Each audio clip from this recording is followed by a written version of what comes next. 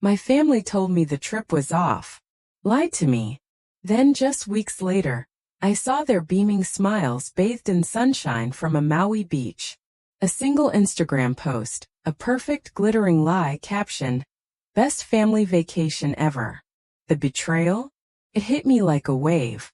I sat at my kitchen table, the screen's harsh glow reflecting in my cold tea.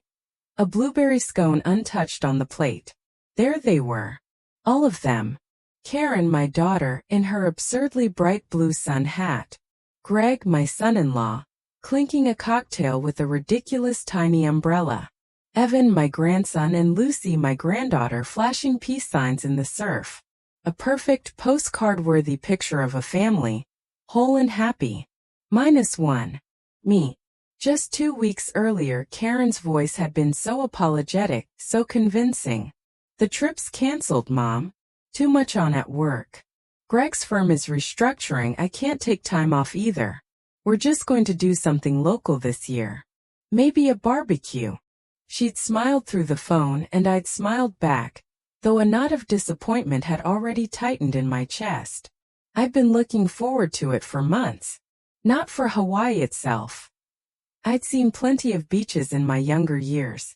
No, I was looking forward to being included. To mattering enough to be counted. The truth was I hadn't even asked to come. That's the part that really twisted the knife. It was Karen who'd brought it up back in March. "We'll all go, Mom. A big family thing. You'll love Maui. You and Lucy can do spa days while the rest of us surf." I remembered blinking at the screen, a little disoriented. Me? On a plane in a swimsuit? Sounded absurd, yes, but also utterly wonderful. I'd started walking more, trying to get my legs ready. I'd bought a new sun hat, a navy one with a little white ribbon just in case. Then came the cancellation. Polite, rushed, and absolute. But here they were, half a world away, with tropical drinks and floral lays and smiles that didn't seem to miss me at all. My fingers, trembling slightly, zoomed in on the photo. Behind Evan's shoulder, I could make out the curve of the resort's infinity pool. The very one Karen had shown me on a hotel website, saying, "You'll love the view, Mom. You can see the sunset from the water." I had imagined that sunset more times than I could count. I leaned back in my chair. The photo pulsed on the screen, the blue of the ocean so vivid it looked almost fake. I closed the laptop. Maybe Evan had posted it by mistake. Maybe they were about to call me. Maybe it wasn't what it looked like. But it was. I didn't call anyone. I didn't cry either. Not at first. Instead, I just sat there, listening to the clock tick on the kitchen wall. It had been George's, back when he timed Sunday roasts and checked on the garden hose. Now it just ticked for me. By evening I'd found more photos. Karen holding a plate of shrimp, a lei around her neck. Lucy tucked into a beach hammock, reading a book I had given her. Greg at the bar smiling too wide. My whole family on vacation. My whole family minus me. They didn't forget. They didn't run out of tickets. They didn't think I couldn't handle it. They just didn't want me there. That's what finally broke me. The tears came then. Slow, hot, and quiet. I wiped them away with the back of my hand, feeling a strange flush of embarrassment, even though no one was watching. The hurt wasn't just about the trip. It was older, deeper, harder to name. I'd been pushing it down for years. Every time Karen said she was too busy to stop by. Every time Greg sighed when I didn't understand something on his iPad. Every time Lucy texted instead of calling. But now it had a face. A warm, smiling, suntan face. And I had a choice. The next morning I didn't turn on the news or bake scones or do any of the quiet little things that usually filled my days. Instead, I opened the file cabinet in the hallway. The one George had labeled important in his neat, blocky handwriting, and pulled out every envelope that had my name and a $sign on it. If they could lie to me this easily, this fully, what else had I let slide? I was going to find out.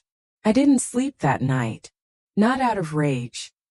That's not my way, but out of something heavier.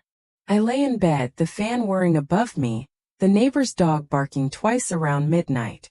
My mind ran in quiet, steady circles. The way Karen smiled in that photo.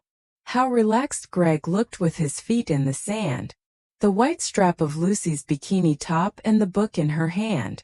The very copy of Pride and Prejudice I'd wrapped for her last Christmas, with a ribbon and a handwritten note. They hadn't just gone without me. They'd gone with the best of me. The things I gave them. The love I'd bundled into books and recipes and reminders to wear sunscreen. And they left me here. By morning I'd made coffee but forgotten to drink it. The kitchen smelled faintly of toast I never made. My fingers trembled slightly as I opened Evan's Instagram again. This time not to stare at the beach, but to see what else I'd missed. There were more posts. A short video. Karen and Lucy doing a silly hula dance at a luau. A photo of Greg in a ridiculous straw hat, beer in hand. A shot of a hotel breakfast. Papaya pancakes, a sprig of mint. All dated yesterday.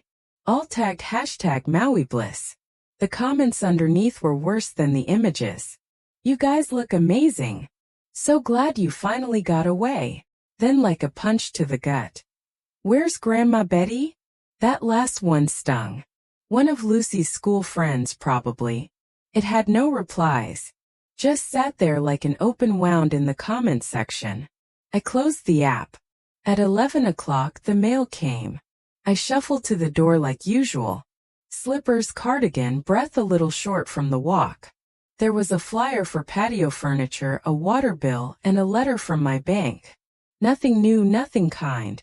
I sat back down at the table and stared at the drawer where I kept my receipts, my paperwork, my little records of everything I'd ever done for the family.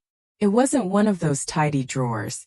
It was full of half-sorted manila folders, envelopes, a few handwritten notes with amounts circled in red ink.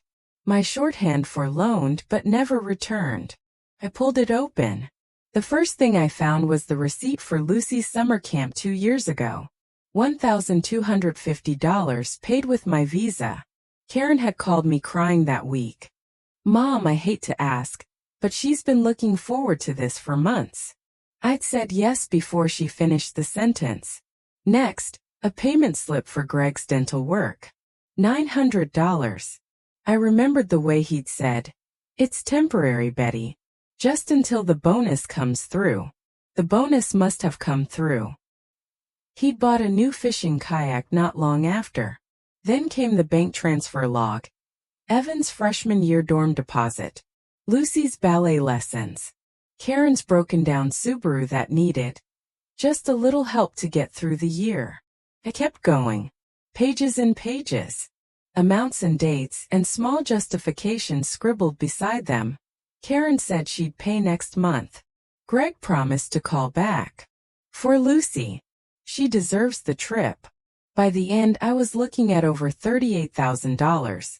And that wasn't even counting the grocery bags, the babysitting hours, or the birthday checks that never even got a thank you. For a moment I thought maybe I've been foolish. But no, foolish is too soft a word. I'd been used. Softened over the years like old bread. Easy to chew, easier to forget.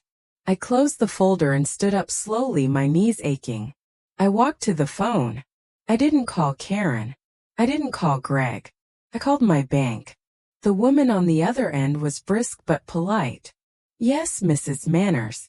I can assist you with changing automatic transfers. Would you like to cancel the monthly deposit to KJ Miller ending in account 9241? "Yes," I said. "And the one to GL Miller too." "All right. I've made those changes. Is there anything else?" "Yes," I said again more quietly. "Could you help me set up a new savings account? Just in my name." "Of course." I wrote the account number down in my neatest script. Then I placed it in the drawer on top of the receipts, on top of the broken promises. They went to Hawaii without me. But that was the last thing they'd take. The thing about betrayal is that it doesn't scream. It doesn't announce itself with drama or thunder. It just settles in like dust on old furniture.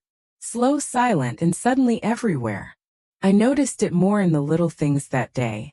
The quiet hum of the refrigerator, the half-wilted flowers in the vase on the counter, The way my house felt empty, not just of people but of purpose. I didn't cry. Not anymore.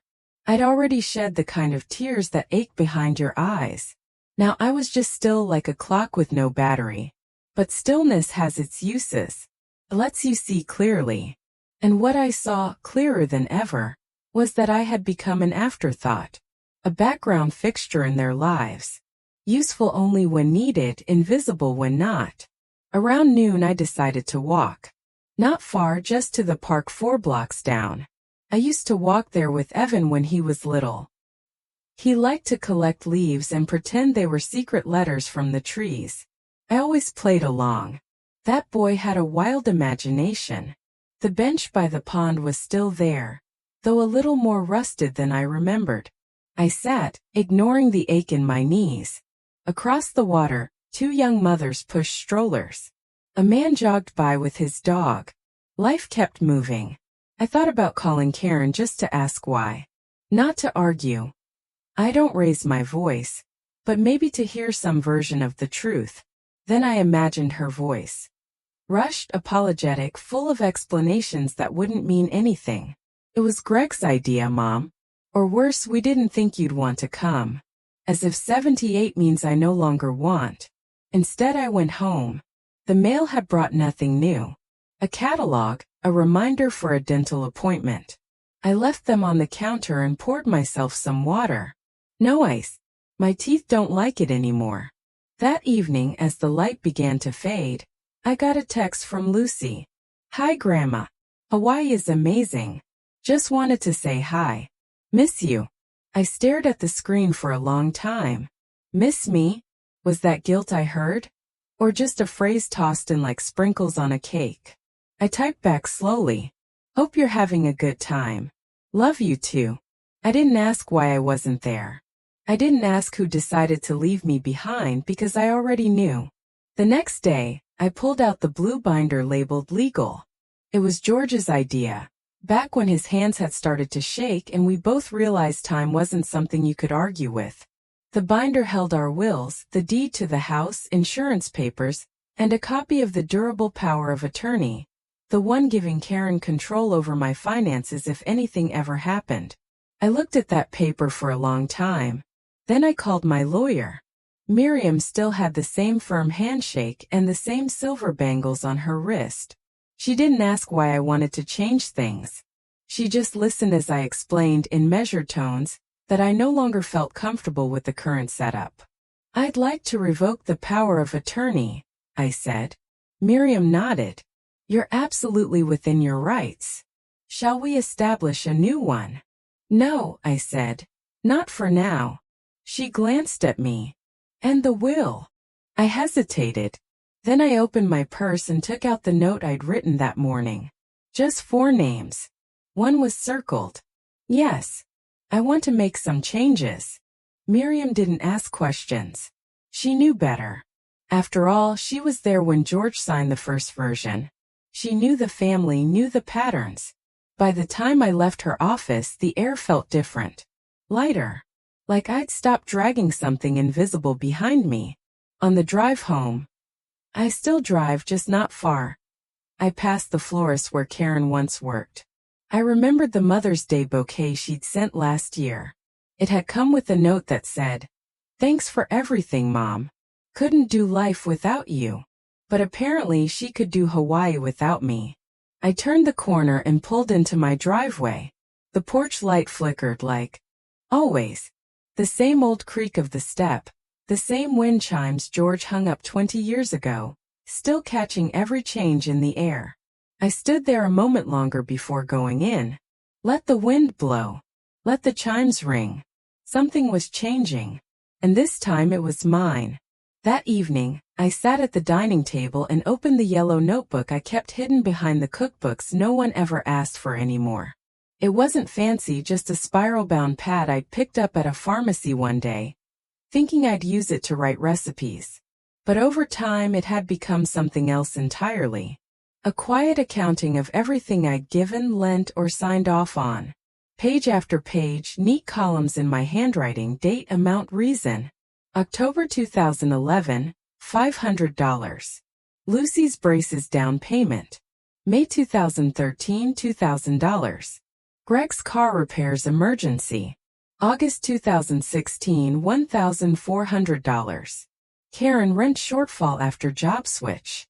December 2017, $200 Christmas gifts when Greg's bonus didn't come. April 2019, $900. Lucy's college deposit. Will pay you back by summer. Each line was followed by silence. No repayments, no mentions, just more requests. It had started innocently. A little help here, a small loan there. And every time I'd said yes. Not because I believed they'd pay me back, but because I wanted to be needed. It was the only way they came to me. Some part of me had known that years ago, but I wasn't ready to name it. Now I was.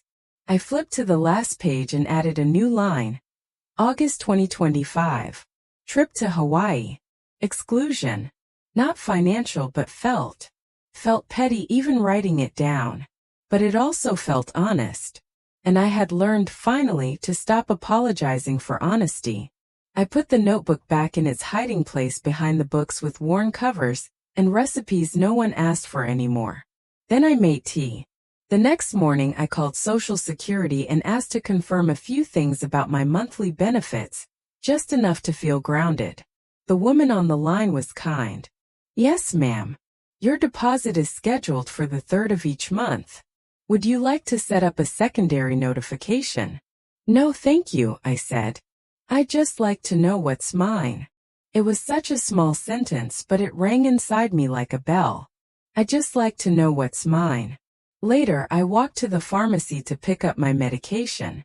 The pharmacist, a young man with nervous eyes, greeted me with that careful tone they use on the elderly, as if we might crack or collapse if spoken to too quickly. Mrs. Manners, your refill is ready. That'll be $147. I handed him my card. He glanced at it and frowned. Didn't your daughter say she usually picks this up? She's on vacation, I said, smiling just enough to sting. He didn't know how to reply. I didn't care. I carried the brown paper bag home with both hands slowly, step by step. Not because I was tired, but because I wanted to feel each step, the rhythm of it, the control. Back home I sat on the porch. The late summer sun was soft, not hot anymore. The trees rustled above me. The same ones George used to trim every fall. I could almost see him up on the ladder, shouting down advice I didn't need. I smiled at the memory. It didn't ache as much as it used to. The phone rang just after 5. It was Karen. I stared at the screen for a full 10 seconds before I answered. Hi, Mom, she said. Her voice was bright. Too bright. We just got back this morning. So I saw, I said. Calm. Not cold, just clear. There was a pause. She wasn't expecting that. Oh, Evan must have posted something, huh? A little laugh. You know how kids are. He wasn't hiding anything, I said. He's never had a reason to. Another pause longer. Mom, I meant to call you while we were there. Things just got hectic. Must have been. Maui looks busy this time of year. Mom, please don't be like that. Like what? I asked, still calm. Like someone who found out she wasn't invited after she bought sunscreen just in case? I could hear her inhale sharply. Then the voice I knew too well. The one that wore guilt like perfume but never truly absorbed it. It wasn't that we didn't want you there. It just felt like a lot. You know, with the flight and the walking, we thought it might be too much. I see, I said. You decided what I could handle. Mom, please. No need to explain, I said.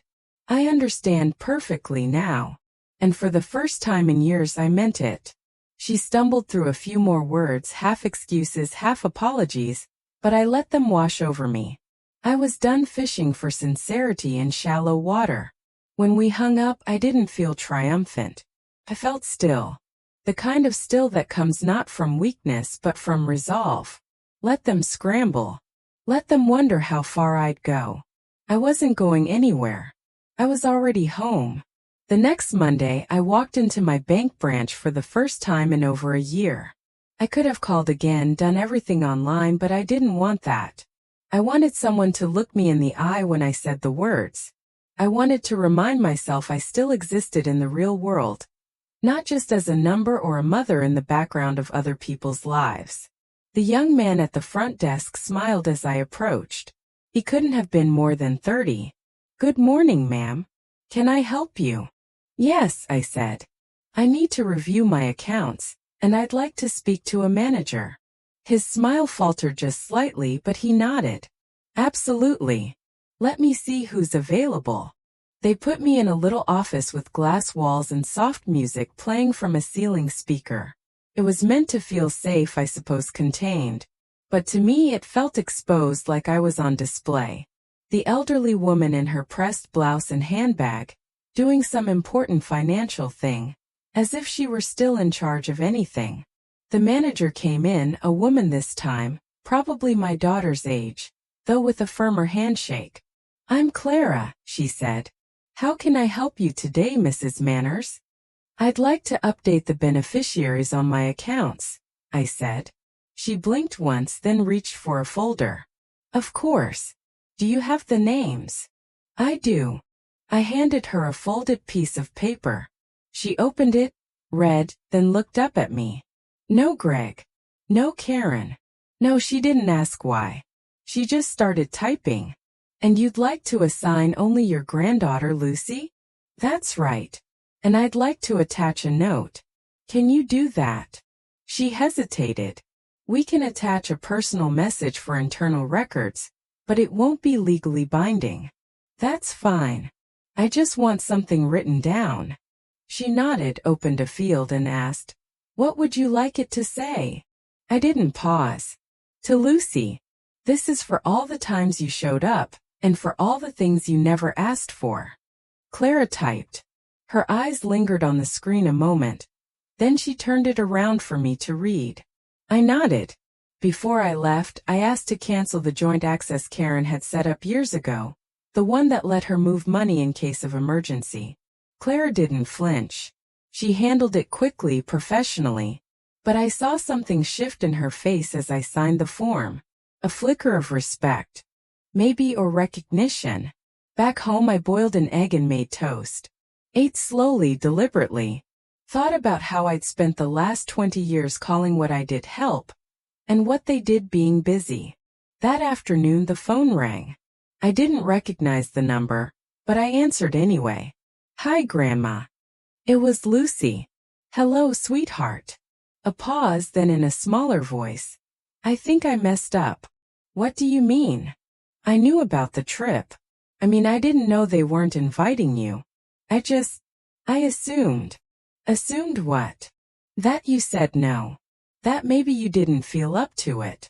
I listened to her breathing on the other end. "They said it wasn't your kind of vacation, that you'd be more comfortable at home." "I see. But then Evan told me what you said, and I don't know. Doesn't feel right. It hasn't felt right since we landed." I didn't answer right away. Then I said, "You're not responsible for their choices, Lucy. You're only responsible for what you do next." Another pause. "I want to come over," she said. "Not now. Just sometime this week, if that's okay." "It's more than okay." She hung up quietly. That evening, I pulled out my sewing box. Not because I needed to fix anything. I just wanted to feel something familiar in my hands. The weight of scissors, the comfort of old thread. I sat by the window, watching the porch light flicker, and let the silence wrap around me. Not like loneliness, but like space. Space to choose, space to breathe, space to finally become more than someone else's afterthought. For the first time in a long while, I wasn't waiting for anyone. I took out the photo albums that night. The real ones, not digital, not scrolling and double tapping and pretending that fleeting hearts meant anything. Just thick, leather-bound books with plastic sleeves and faded ink in the corners. George had always labeled them meticulously. Florida, 82. Easter Karen, age 9. Greg's first promotion. His handwriting was a kind of quiet confidence, square, sure, careful. I traced the letters with my finger. He had always believed in order, in record-keeping, in leaving behind something others could understand when you were gone. I flipped through the pages slowly.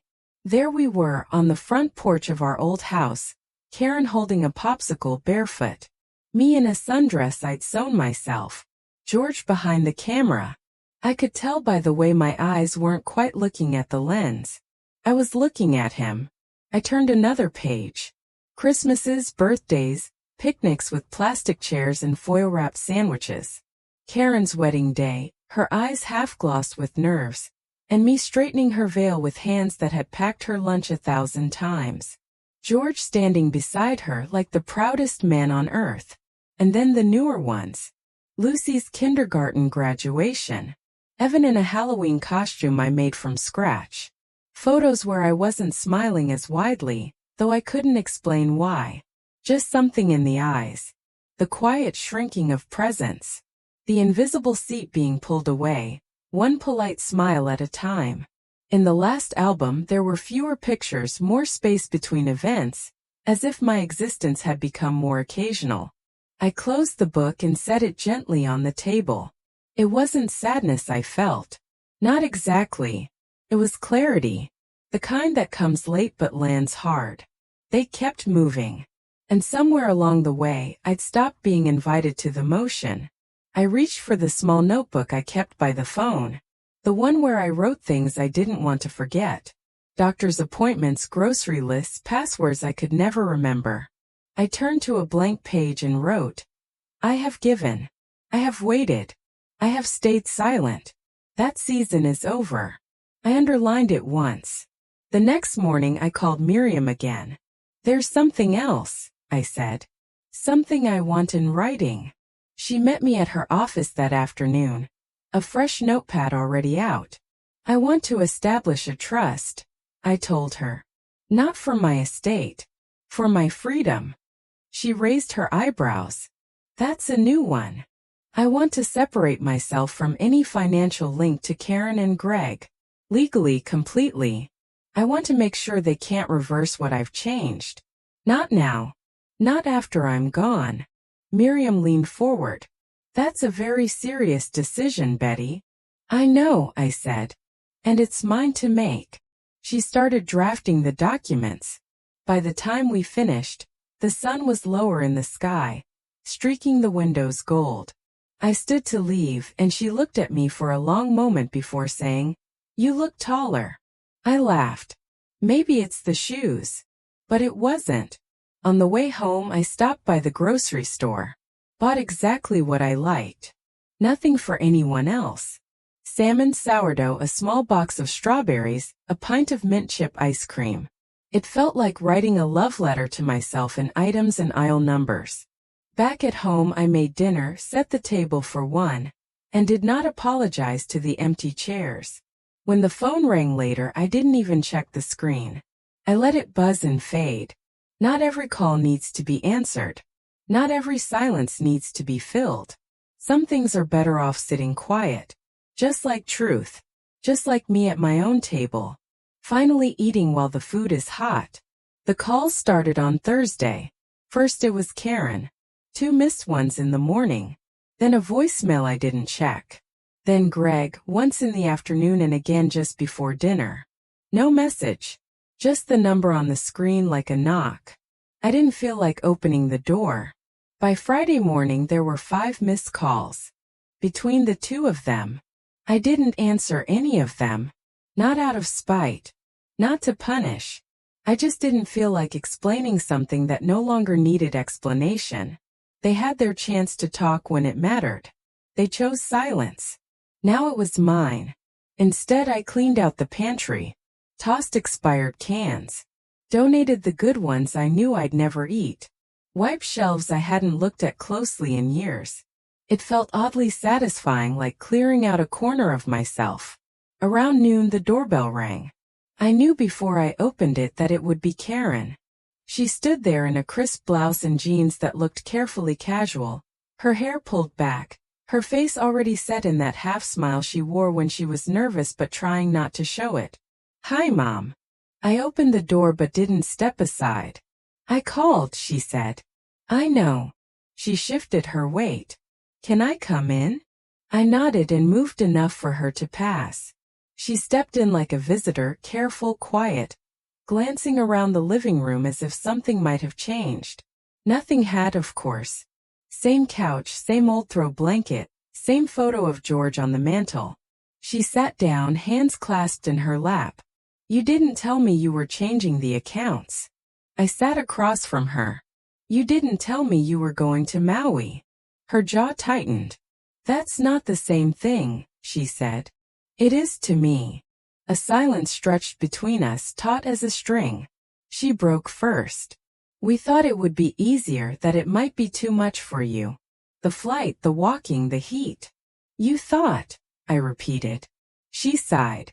We weren't trying to hurt you. You just didn't think I'd notice, I said. I made a mistake. You made a choice, I said. There's a difference. Karen looked down at her hands. Her voice got quieter. You've always been there, Mom. Always helped. Always said yes. I think I stopped asking if I was being fair. I just took. I'm sorry. I didn't answer right away. Then I said, I raised you to be kind, to be fair, to think about other people. I know. And I didn't do any of that. Another silence. This one softer. I stood, walked to the kitchen, came back with 2 cups of tea, set one in front of her. She took it without a word. I'm not angry anymore, I said. I was, but I'm not now. She nodded, eyes glassy. I'm also not going to pretend it didn't happen or go back to the way things were. I won't be your safety net anymore, your fallback, your invisible help. I understand. I'm not sure you do, but I hope you will. She blinked fast, then looked up at me. I miss you, she said. I miss the version of you that saw me. We sat in silence a while, tea cooling in our cups. When she stood to leave, she hugged me. I didn't step back, but I didn't lean in either. It was a hug between people who used to know each other better. As I closed the door behind her, I felt tired but not drained. Boundaries, it turns out, aren't walls. They're doors you choose when to open and when to keep shut. Greg came the next day, not with flowers, not with an apology, but with questions. He didn't even call first, just showed up around 3 o'clock in the afternoon, the way someone does when they think their presence alone will settle things. He had on that same athletic jacket he always wore to barbecues, like he might be heading to a golf course any minute. I saw him through the window. For a second I debated not answering, but I did. He stood on the porch, arms crossed. Hey, Betty. I didn't return the greeting. Can we talk? I stepped aside, but I didn't offer him a seat. He walked into the living room and looked around like he was checking for damage. Karen must have told him everything. He turned to face me. Look, I don't know what's going on, but we're all kind of confused here. Karen said you changed some financial stuff. I nodded. He let out a breath through his nose. Okay, that's your right, of course. But we're just wondering what this is really about. I raised an eyebrow. You went on vacation, I said. You left me behind. You lied. He threw up a hand. We didn't lie. We didn't include you. That's a distinction you should be careful making, I said. Especially in a house built on things you didn't pay for. His eyes narrowed. Are you saying all this is about money? No, I said. I'm saying it's about value. Greg sat down then, uninvited, spread his legs wide, elbows on knees, the pose of someone used to being listened to. Betty, listen. We're all a little tired, okay? It's been a rough year. Karen's job is stressful, and I've got the business to run. And the kids. You don't have to list your burdens, I said. I know them. I've paid for half of them. He blinked. I'm not angry anymore, Greg. I'm just done pretending I owe you anything. That's not how families work.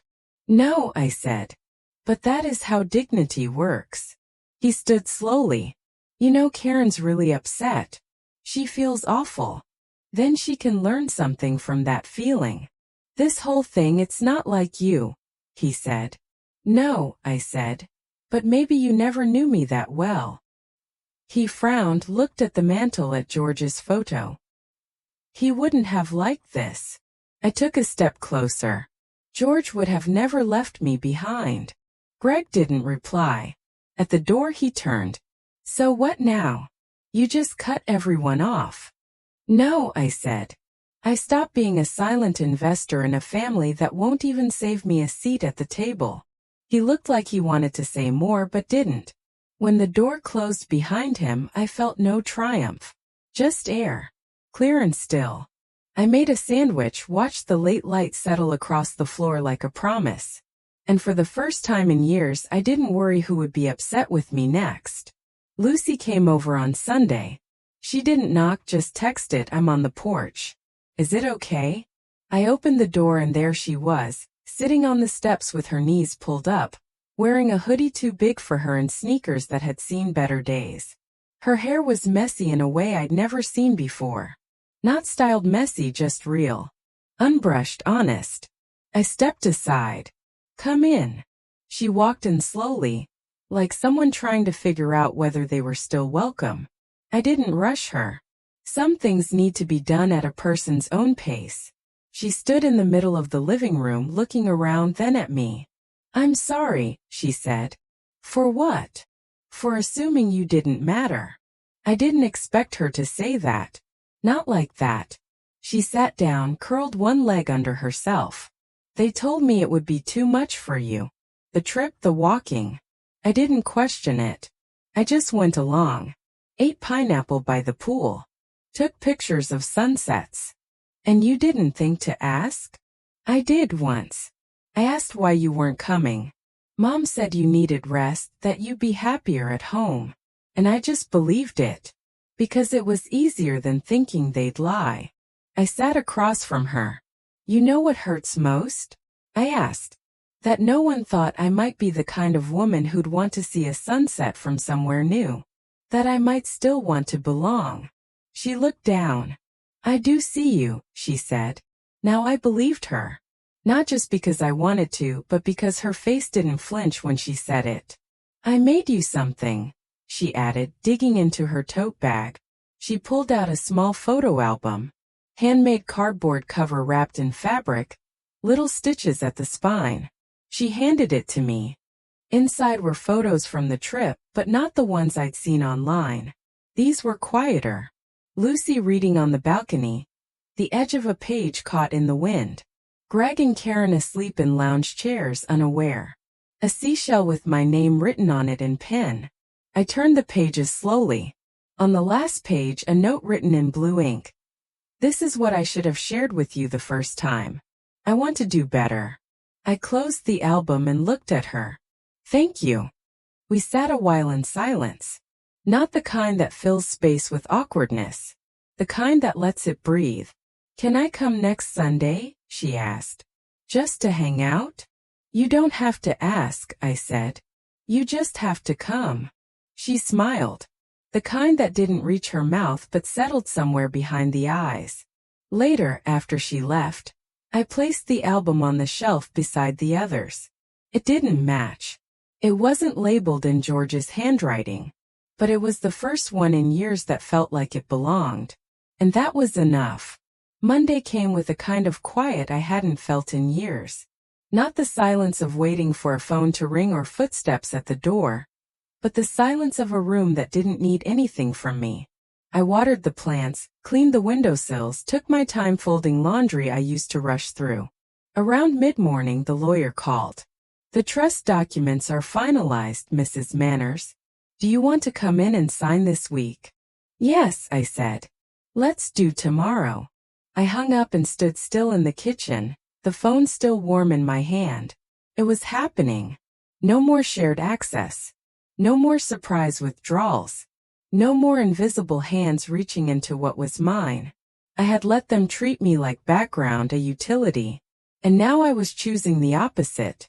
Not revenge, but recognition. After lunch I got the mail. Bills, coupons, and a handwritten letter from Greg. It was folded neatly, addressed in his blocky print. The kind he used when filling out permission slips for the kids. I opened it slowly, already bracing for the tone. Betty, I know you think I don't care, that I only show up when things go sideways. Maybe you're right, but I want you to know that I never meant for you to feel used. We've leaned on you more than we should have. I see that now. I don't expect forgiveness. I just wanted you to know I've always respected you, even when I didn't say it. Maybe especially then. I hope we find our way back. Greg. I read it twice, then folded it again and set it in the drawer. I didn't know if I believed all of it, but it was more than I'd expected. I spent the rest of the day in the garden. Pulled weeds. Pruned the rose bushes George planted when Karen was born. They were overgrown, wild, beautiful in a way that had nothing to do with order. Just before dinner, Lucy texted, "Grandma, can I bring something? Cookies?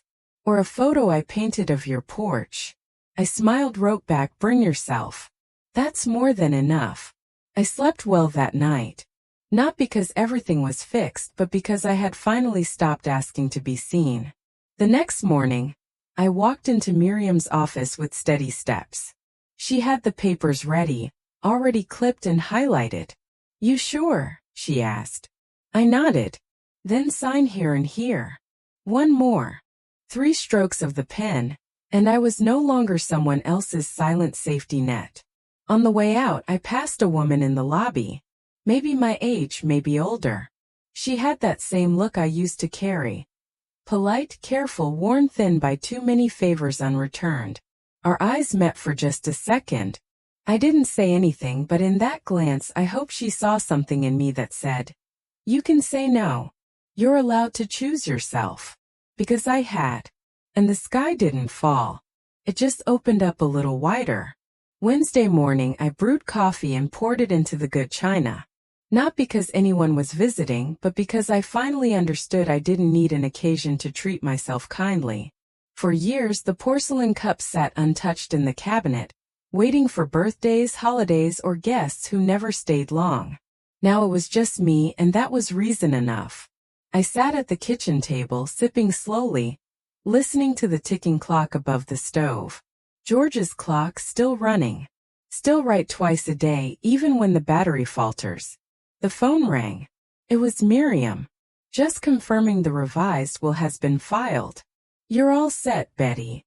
I thanked her, hung up. I'd removed Karen and Greg from the inheritance.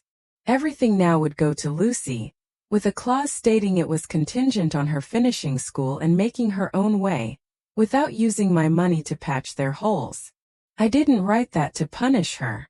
I wrote it to protect her. No one else needed to know. Not yet. The doorbell rang mid-afternoon. I wasn't expecting anyone. When I opened it, Karen stood there again, this time holding a small box. "I baked something," she said. I looked at the box. Lemon squares, her specialty back when she used to show up on weekends. "I wasn't sure if you'd answer," she added. I almost didn't. She held the box out. I took it, more out of curiosity than anything else. "I wanted to try again," she said. "Not just with words. Then stop coming here like you're visiting a patient." Her face changed. "Is that how it feels sometimes?" We sat in the living room again, this time with tea and lemon squares. They were good, but I didn't say so. Karen looked older to me that day, not just in her face but in her silence. The kind that comes when excuses start to sound like noise, even to the person making them. "I know I've let you down," she said. "I don't know how to fix it." "You don't," I replied. "Some things aren't fixable, but they can be faced." She nodded. "Greg said he came by." "I know." She looked at her lap. "He's scared about the money." I tilted my head. "And you?" "I'm ashamed," she whispered, "but also relieved that you finally said something." We didn't talk about the will or the trust, or the savings accounts that no longer carried their names. Some truths are too heavy to carry into a casual conversation. Instead, we talked about Lucy, about how she wanted to switch majors, about how she hated the cafeteria food but loved the quiet of the library. And for a brief moment we were just mother and daughter, passing time the way we used to, before life got messy with mortgages and favors and silence. When Karen left, she hugged me tighter this time. No performance. Just wait. And maybe the beginning of something real. I washed the china cup by hand, dried it gently, placed it back on the shelf, but this time not as something to be saved, as something that had already served. Thursday, I walked down to the old community center, 2 blocks away. I hadn't been there in years, not since George's memorial when we rented the back room for the coffee and cookies. Everything still smelled faintly of wood polish and lemon cleaner. There was a flyer on the bulletin board that caught my eye: Silver Circle, a gathering space for women 65 plus. Stories, coffee, real talk. Thursdays at 10 o'clock. It was 10:07. I hesitated at the door, hand hovering over the knob. Part of me still expected to be in the way. Too old, too new, too something. But the woman who opened the door had silver braids and bright eyes and said, "Come in, hun. We're just getting started." I did. There were 8 of us that day, all women, all older than I used to think women could be when they still laughed like that. One brought banana bread. Another had a stack of library books she passed around. They made room for me without question. We sat in a circle of folding chairs that creaked a little when someone leaned back. No one asked where my children were. No one asked who I used to be. They just let me be there. We talked about knee pain recipes, the ridiculous price of cucumbers, and then someone, a woman named Hattie, said, "My son hasn't called in 6 weeks. I used to chase it. Now I let the silence say what it says." Everyone nodded. I did too. Afterward, we cleaned up together. I offered to bring something next time. They said, "Just bring yourself." I walked home lighter. In the afternoon, I read a book by the window, drank tea, let the sun stretch across the floor without rushing to meet it. Lucy came by in the evening. No warning, just a knock in her soft voice. "It's me." She carried a painting under her arm, the one she mentioned before. My porch done in watercolor. The flower pots, the worn railing, the light fixture that flickered when it rained. She'd gotten every detail right. "It's beautiful," I said. "I thought maybe you could hang it inside," she offered, "for when it's too cold to sit out." I looked at her then. Really looked. Her face still had the softness of someone young, but her eyes were sharper now, awake in a new way. "I'm not cold yet," I said. She laughed. "No, I didn't think so." We made tea. She told me about her classes, her roommate's obsession with houseplants, the old professor who always wore mismatched socks.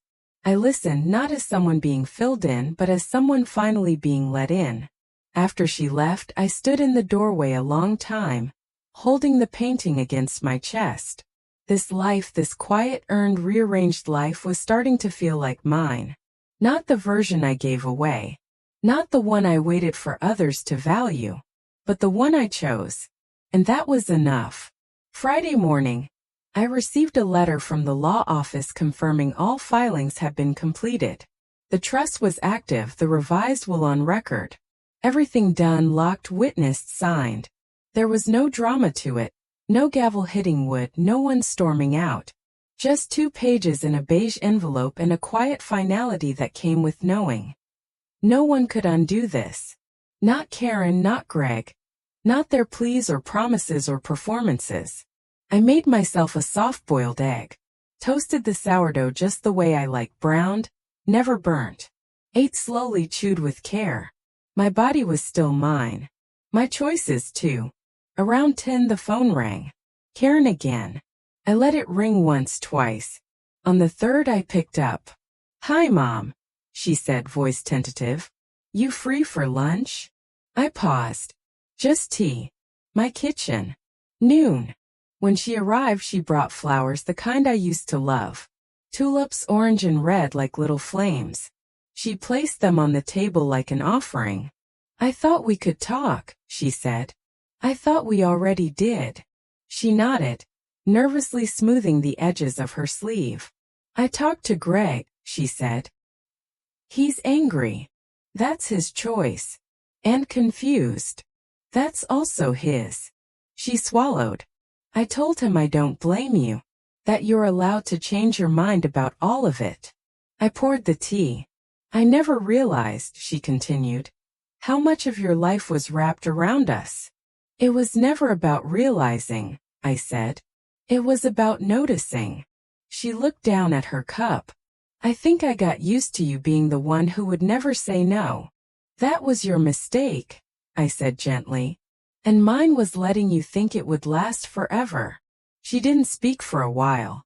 Neither did I. Then she asked, is it too late? For what? To matter again. Differently this time. I took a breath. Let it sit between us. It's never too late, I said. But it's not automatic. You don't get to skip the work. I know. No, Karen. You hope. But now you'll have to know it. And act like you do. She blinked fast, nodded. You won't be punished, I said. But you also won't be prioritized anymore. That's the difference. And that's what you earned. I understand. I hope someday you'll feel it instead. She stood slowly. Thank you for the tea. Thank you for not calling it a talk. When she left, I looked at the flowers a long time. They were lovely. But I didn't put them in the center of the table. I placed them near the back window, where the light hits in the late afternoon. Something beautiful, visible, but no longer the focal point. That evening Lucy called. Mom's quiet tonight, she said. She's thinking. You okay? I'm better than okay. I'm free. Lucy was silent for a beat. Then she whispered. Good. After we hung up, I stood in the yard breathing in the scent of cut grass and tulips. There was no going back. And for the first time I didn't want to. Sunday evening I received a text from Lucy. Would you come to dinner? Everyone's going to be there. I'll sit next to you. I stared at the message for a long while. My first instinct was to say no. I didn't want a performance. I didn't want tense small talk or forced laughter, or the kind of apology that's more about relief than remorse. But it was Lucy asking. So I replied, yes, I'll bring dessert. I arrived just after 6. Greg opened the door, stepped aside without a word. His face was neutral, not angry, not warm. Karen hovered behind him, smoothing her blouse, eyes darting. The dining table was set for 6. Evan greeted me with a quiet hug, and Lucy pulled out the chair beside hers, the one with the best light, the best view of the backyard, where a single string of lights still hung from their last celebration. I wondered idly if they'd noticed how long they'd left them there. Dinner was roast chicken, overcooked slightly. Karen apologized for that. I said it was fine. The conversation meandered. Evan's new internship. Lucy's favorite class. Something about Greg's office downsizing. I offered no advice. No solutions. Just listened. Occasionally nodded. It wasn't tense. It wasn't warm. It just was. Halfway through the meal, Karen cleared her throat. I know this doesn't fix anything, she said. But thank you for coming. For giving us the chance to show up better. Greg said nothing, just kept cutting his meat. I didn't come for you, I said. I came for Lucy and for myself. Karen looked down. Still thank you. We moved on. I passed the green beans. Evan refilled water glasses. Someone laughed briefly at an old story from a beach trip years ago. Not the most recent one. After dessert, a cobbler I made from scratch, I stood to leave. Lucy followed me to the door, coat already over her arm. Can I walk you home? She asked. You don't need to. I know, she said. But I want to. The walk was quiet. Just gravel under our shoes and the low hum of porch lights flicking on one by one. They're trying, she said eventually. I'm not interested in trying anymore, I replied. I'm interested in truth and time and being known, not managed. Lucy nodded. I see you. I stopped walking. Say that again. She looked up at me steady. I see you. No one had ever said it to me like that before. Not in 78 years. Not even George. I touched her cheek gently. Don't forget how to do that. I won't. At my door she hugged me. Not tightly, just honestly. And when I stepped inside and closed the door, the quiet felt like safety, not isolation. They'd said the family trip was canceled. They'd smiled on a beach without me. But I had walked home in the dark and didn't feel alone. I woke up Monday morning before the sun. No reason, no alarm, just that gentle nudge from within. The kind that tells you the day holds something new, even if it doesn't say what. I made tea and sat by the window. The sky was still dark but softening. A deep, quiet blue. Birds hadn't started yet. The world was still holding its breath. I watched the light come back. Not in a rush, not with fanfare. Just steady. At 8, I got dressed and opened the little cedar box on my dresser. The one where I kept things too private for drawers. George's cufflink. A photo of Karen at 10, holding her science fair ribbon. The first card Lucy ever wrote me in her own uneven print. I added one thing. A slip of paper that read, I see you. Folded it. Tucked it between the ribbon and the cufflink. Closed the lid. At 9, I walked to the community center. Silver Circle was fuller this time. New faces. A new woman who wore bright earrings and said her daughter hadn't spoken to her in 3 years. No one asked why. We just nodded and made space. When it was my turn to speak, I didn't tell the whole story. I just said, this year I remembered I was a person, not a function. They nodded. Someone reached across and squeezed my hand. Afterward, Hattie offered me a ride home. I said, no, I wanted to walk. Feel the sun. Let it touch my face the way it used to when I was young, and didn't know I'd spend decades letting people take pieces of me without asking. On the walk, I passed the house with the blue door.